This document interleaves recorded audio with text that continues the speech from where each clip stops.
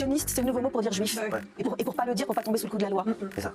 C'est assez insupportable. Donc là, c'était l'émission de TPMP qui revenait sur les 1 an de l'attaque terroriste du Hamas en Israël, hein, l'attaque du 7 octobre. Donc là, j'ai noté cette petite phrase de Valérie Benaïm, hein, qui est juive, hein, ça, clairement, et qui est encore sur le débat de oui, alors maintenant, les nouveaux antisémites, ils disent sionistes pour pas justement tomber sur le coup de la loi. Son discours, il est dégueulasse. C'est un discours qui amalgame à mort justement tous les juifs. Effectivement, être sioniste, ce n'est pas être juif. Après, par idéologie, il peut y avoir des sionistes non juifs, par exemple. C'est-à-dire des gens qui ont envie que des juifs aient une terre en Israël, à eux. À l'inverse, tous les juifs ne sont pas sionistes, parce qu'il y a des juifs qui avaient lutté depuis le départ pour ne pas avoir de territoire en Israël. Elle fait un gros amalgame, parce qu'en fait, elle a juste les boules qu'il y ait énormément des gens qui ne soient pas antisémites, mais qui sont anti-sionistes. Et ça lui fout les boules, parce qu'elle se dit, merde, en étant antisioniste, bah t'attaques quelque part une partie des juifs. Et ça, comme elle le supporte pas, et bah en fait, comme beaucoup de gens, elle se dit, ah bah ouais, mais non, mais ceux qui se disent antisionistes, en fait, c'est des antisémites. Bah non, ma pauvre, c'est juste des gens qui refusent l'horreur que les juifs commettent en Israël depuis des années maintenant. Tu peux aimer les juifs, la personne juive, ou même le peuple, hein, la religion, tout ce que tu veux, mais ne pas saquer cette idéologie sioniste. Donc effectivement, encore heureux qu'on a le droit de dissocier les deux. Je suis très très pessimiste. Je pense qu'on est complètement foutus. Vraiment. Je pense que les Français, vous avez raison, ils sont très très loin de cette préoccupation. Ah oui. Mais en revanche, les jeunes, moi je me fais beaucoup de soucis pour les jeunes, pour les ados qui regardent TikTok, qui sont abreuvés de vidéos, qui considèrent que Israël ne doit pas exister, qui sont dans un truc complètement binaire. Elle a un peu raison. Alors, en fait, les Français en général, ils s'en battent les couilles de ce qui se passe en Israël, comme c'est depuis des années. C'est juste que, comme il y a de plus en plus de musulmans en France, les juifs, ça a pas vraiment beaucoup bougé en termes de démographie. Et les juifs, ils ont toujours été silencieux sur ça. Et puis, comme depuis des années, c'est Israël qui domine la Palestine, ils vont pas parler, les gars. Et comme maintenant la Palestine se réveille, et que ça fait beaucoup de morts israéliens, bah là, ils sont pas contents. Et le truc, c'est que maintenant, en France, il y a beaucoup de musulmans. Et c'est pour ça qu'on entend beaucoup parler. Et quand elle dit c'est chez les jeunes, parce que c'est normal en termes démographiques, il y a une beaucoup plus grosse proportion de gens non français de souche chez les jeunes que chez les plus vieux.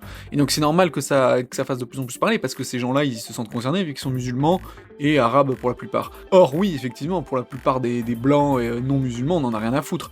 On est attristé par le fait qu'il y ait des innocents qui meurent, hein, et ça dans tous les cas c'est atroce, mais je veux dire, est-ce qu'on entend parler des massacres en Afrique, au Congo, est-ce qu'on entend parler du Yémen, non, et pourtant, en termes de morts, il y en a beaucoup plus que ce qui se passe à Gaza. Donc voilà, c'est juste une question que ça nous concerne plus parce qu'il y a beaucoup plus de musulmans en France maintenant. Oui, je pense que les responsables politiques, ils vont remettre tout ça en place. Il faut aussi, c'est vrai ce que tu dis. Ils remettent en place, parce que même aujourd'hui dans les écoles, on n'ose pas faire une minute de silence. Il n'y a pas de courage politique, les gens sont tétanisés. Alors, et là, Raymond qui dit de la merde, hein, effectivement, il y a absolument... Enfin, c'est pas les politiques qui vont arranger ça, hein, et justement, eux, ils mettent de l'huile sur le feu. Hein, donc. Et oui, parce qu'il devait avoir donc une minute de silence apparemment dans les écoles par rapport à cet attentat là du 7 octobre. Je suis d'accord avec elle dans le sens où effectivement l'école en général se chie dessus parce qu'elle sait que comme il y a de plus en plus de musulmans en France, bah ils se disent que ça va déborder, les minutes de silence, on va avoir des problèmes. Par contre, sur l'idée même de faire une minute de silence sur ça, en quel honneur sans déconner. Pour le 11 septembre, j'ai pas le souvenir d'avoir fait une minute de silence dans mon école, alors qu'il y a eu 3000 morts hein, en quelques heures. Et puis pour pareil, hein, d'autres massacres qu'il y a en Afrique et compagnie,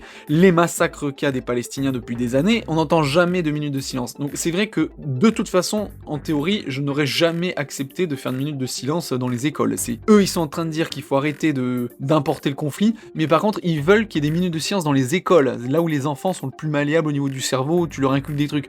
Donc en fait, t'importes même le conflit à l'école. Donc vraiment, c'est des teubés, quoi. Qui fait que les gens disent ah j'ai pas envie de choisir mon camp. Tout le monde a choisi son camp. Même ceux qui disent bien sûr que si, bien sûr que si. Bah non. Ah bon? Moi je t'avais dit droit dans les yeux. Choisir demain. Moi je te dis droit dans les yeux.